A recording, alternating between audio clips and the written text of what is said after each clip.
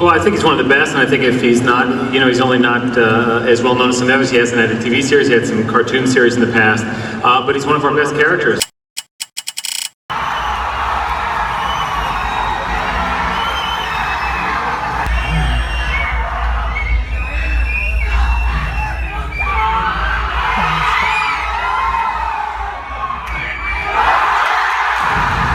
So we know Marvel started way back in 2008 with Iron Man 1. Now that was not the first Marvel movie, but it was the very first Marvel Studios movie, where Marvel decided to make their own film studios and start pushing towards a bigger concept like the Avengers.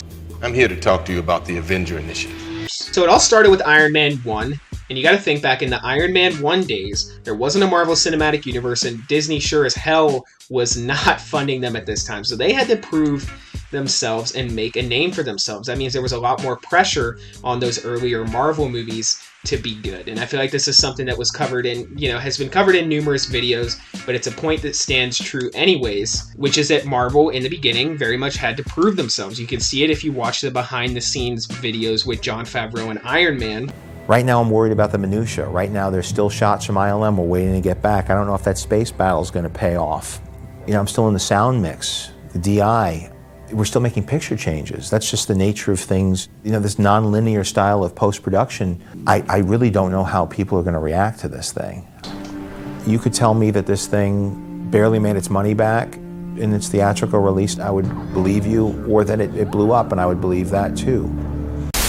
And it's respectable, they were hustling, they were grinding in the beginning, and they were trying to make sure that they could make the best quality movies that they could. And a big point, and even Jon Favreau talks about this in Iron Man 1, a big point for them was remaining faithful to the comics that had been coming out for the last 50 years or so before that. So this is something, especially in hindsight, that you can really see with the earlier Marvel movies, where they put a lot of effort into making things comic accurate and at least somewhat quality. Not every early Marvel movie is really good. And I think when they were coming out, they were definitely it had more mediocre reception. Now, I'm not talking Iron Man 1. I'm not talking a movie like Captain America, which was pretty good as well. But Thor and the Incredible Hulk were not as well received back in the day, and they didn't make quite as much money. And I don't think Captain America made that much money either. However, they did make enough money to make a profit, and Marvel was off to a good start by making pretty decent movies starting out early on. Then we come to the Avengers in 2012, and that movie exploded Marvel into popularity with the unprecedented achievement that it made by uniting all of these heroes in one movie and building a firm and strong cinematic universe. We moved on to movies like Guardians of the Galaxy, which took things to a whole nother level because it gave us a whole new perspective and a whole new vibe with Marvel, which at the time was fresh with the more comedy-driven narrative. We had movies like Ant-Man, which was also kind of well received. It was okay. It was kind of similar to a Marvel Phase 1 movie that actually came out in Marvel Phase 2. We had Thor: The Dark World, which was not very good at all. Still to this day is probably one of the worst Marvel movies to date. Now the mileage on that is going to vary depending on who you talk to. And then we had Captain America: The Winter Soldier, which to this day is probably one of the best Marvel movies, which is, and it's probably one of the most well-written Marvel movies as well. So that was Marvel Phase 1 and 2. Phase 2 was capped off with Avengers: Age of Ultron, which was okay. It was definitely... If Avengers 1 was kind of a popcorn flick, this one was definitely a popcorn flick. It just was not as well received as the first Avengers, but it was still really good. It was still really good. And then we moved on to Marvel Phase 3, and this is where things got really crazy.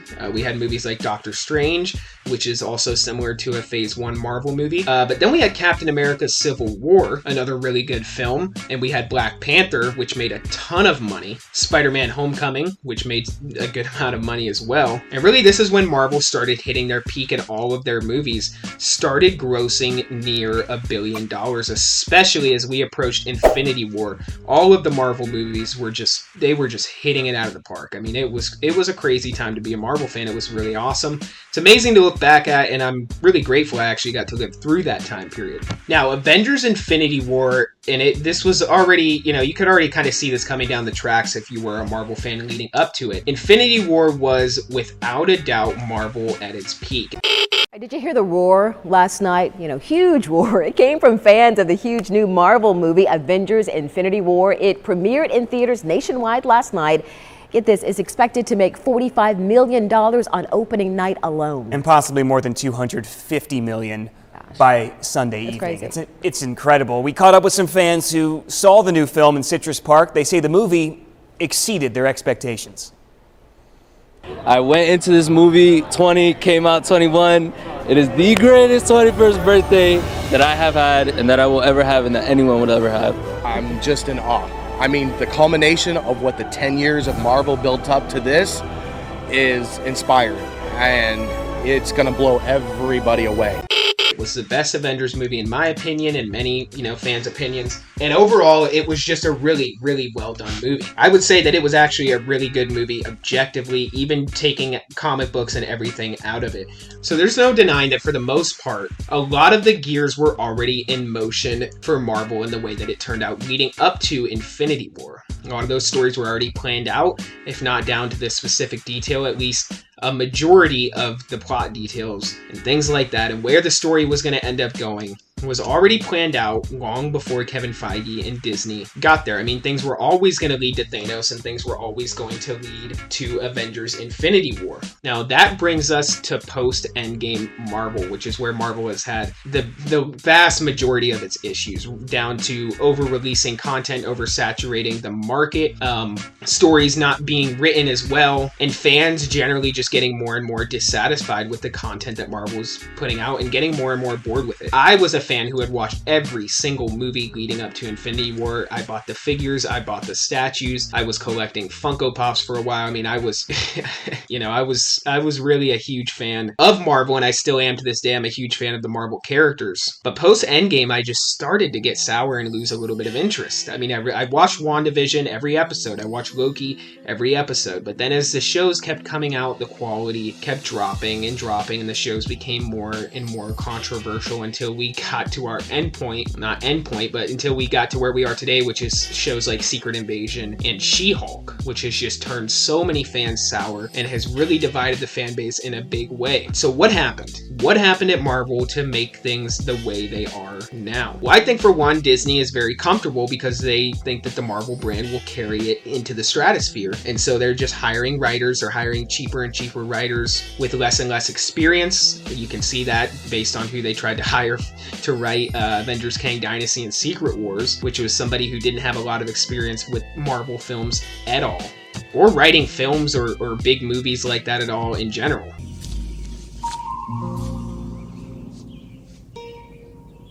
What the fuck is this piece of shit?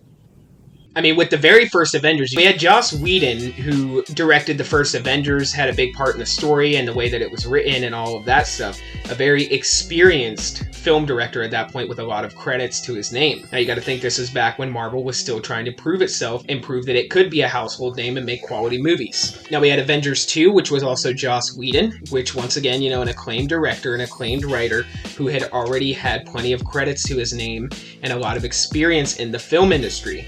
When we move over to Avengers Infinity War, that was directed by the Russo brothers and had the same writers from Captain America Civil War as well as Captain America The Winter Soldier. So Marvel really knew what they were doing there, hiring writers and directors who had worked on some of Marvel's best movies and also had credits to their name before that as well. When we move over to Avengers Kang Dynasty and Secret Wars, we have shuffled through quite a few different writers. We don't have any directors yet, but I think Jeff Loveness was one of the last people who was attached to direct Avengers Kang Dynasty. Now, Jeff Loveness did not have a lot of experience in the film industry as far as I know. Now, it's a little questionable, and it makes you wonder why Marvel would do something like that. And part of the only, reason that I can think of would be pinching pennies and trying to hire somebody, a cheaper director, a cheaper writer, and stuff like that. Why they're not bringing back Marcus and McFeely for Avengers Secret Wars and Avengers Kang Dynasty. Maybe they just don't want to come back. But, it's up in the air right now. We really don't know. So you have Marvel hiring cheaper and cheaper writers, cheaper and cheaper directors, less and less experienced writers and directors who have seemingly less and less respect for the original source material. You kind of couple that in with the fact that Marvel's getting very comfortable with the fact that they're now a household name and anything they touch is going to turn to gold, at least with the concept of that. That's what they seem to think, judging by the type of content that they're putting out. Then you have this sort of third factor, which is the political ideology is becoming more and more prevalent in movies. Now, say what you want, whether you agree with it, whether you don't agree with it.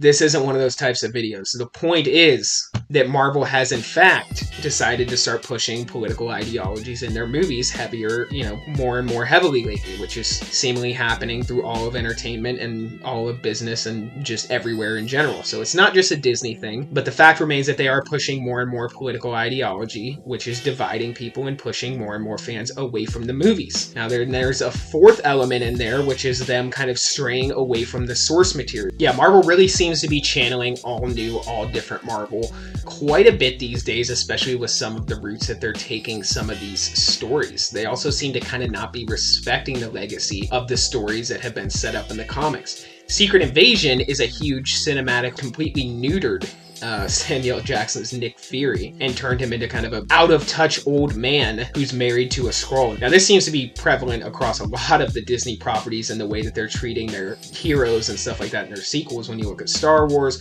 when you look at Indiana Jones. But when you kind of combine all of those things, you get the Marvel that we have today, and you start to understand why a lot of fans are pushing back and just kind of drifting away from Marvel and finding different outlets for entertainment. Now, me personally, I will always love Marvel. I will always love the original Avengers movies, and I'll probably watch them when they eventually get rebooted. I'll watch Secret Wars. I'm super excited for Deadpool 3. I'm somewhat excited for Kang Dynasty. I don't know. We'll see. And I'm excited for the idea of the X-Men and the Fantastic Four movies. So these days, I'm kind of picking and choosing what Marvel content I'm deciding to watch. But the fact remains that my passion is still there, but I'm not sure if Disney and Marvel's passion for their own properties remains. So this is kind of my reasonings on why Marvel has begun to fall apart pretty heavily in the last few years. Is it going to continue this way, or is it going to take a turn, back to the right side of things, where we see Marvel kind of going back to their older formulas that worked in the past? Well, if the new rumors about the director of Avengers Secret Wars is true, then it seems like Marvel seems to be going back to their roots by hiring potentially Sam Raimi as the director for Avengers Secret Wars. But time will tell with Marvel, and we're going to see how things end up turning out with Secret Wars. I'm a little frustrated. In fact, I'm pretty frustrated with the route that Marvel has taken in the last few years and the way that they've treated the source materials, especially like Secret Invasion. I mean, that was crazy. But we're going to see how things turn out with Secret Wars. I'm holding out hope that things can turn around, but we are going to find out here in the future. But comment down below. Let me know what you guys think about my thoughts on why Marvel is falling apart. Do you agree with me? Do you disagree with me? Let's talk about it. But that's all I got for this video, guys. So until the next one, be safe and stay well. Bye-bye.